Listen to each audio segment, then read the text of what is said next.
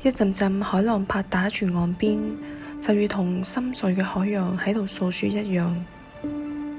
仔細聆聽，你會聽到船隻嘅汽笛聲、匆忙嘅腳步聲，仲有海邊居民熟悉嘅生活聲音。呢啲聲音都嚟自越南嘅永昌港。永昌港位於芽莊市中心以南約7至9公里，坐落於全長江嘅入海口，流向海灣嘅地方。呢度嘅生活就好似一幅屬於人與海嘅平靜美畫，混合住啱啱捕撈上岸嘅漁獲腥甜，以及海水、陽光同埋漁網交織嘅獨特味道。呢啲係屬於海港嘅真實生活。喺樸素嘅港灣，參雜住街市相反嘅熱鬧景象。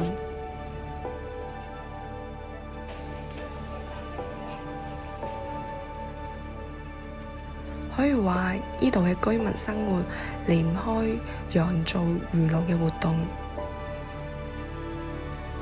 為咗捕獲新鮮嘅魚，漁民必須一朝早就出海撒網，一張張漁網滿載住閃亮嘅鮮魚，就係漁民最愛嘅畫面。漁船啱啱靠岸，魚就會被送去工作坊進行初步嘅處理。人們就會用熟練嘅雙手迅速清洗每一匹魚，動作流暢而純熟。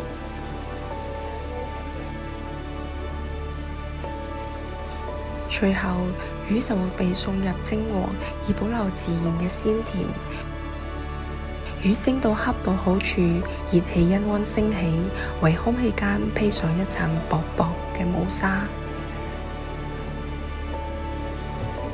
喺呢一刻，時間似乎停頓咗落嚟，只剩低漁民默默咁樣守護住佢哋嘅傳統藝技。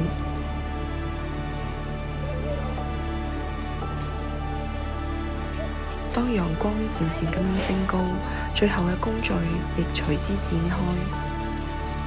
蒸好嘅魚被一批一批咁送到陽光下曬乾，近岸嘅魚身閃着住誘人嘅香氣，喚醒人嘅感官。喺海邊，一個晴朗嘅日子就好似大自然嘅祝福，因為陽光越好，曬出嚟嘅魚就會越美味。釀造魚露嘅工序就好似自帶一種柔緩嘅節奏。魚喺初步處理後就會被細心咁樣以鹽醃製，然之後放入木桶入邊長時間發酵。製作魚露就好似生活嘅哲學一樣，美好嘅事物往往都需要時間先令到佢可以成熟。經過數月嘅等待，一滴滴流出嘅精華魚露，承載住海洋嘅濃烈氣息同埋味道。隱藏住喺背後係海邊村民嘅身影，黝黑嘅肌膚，粗糙嘅雙手，但眼神始終係平和同埋安定。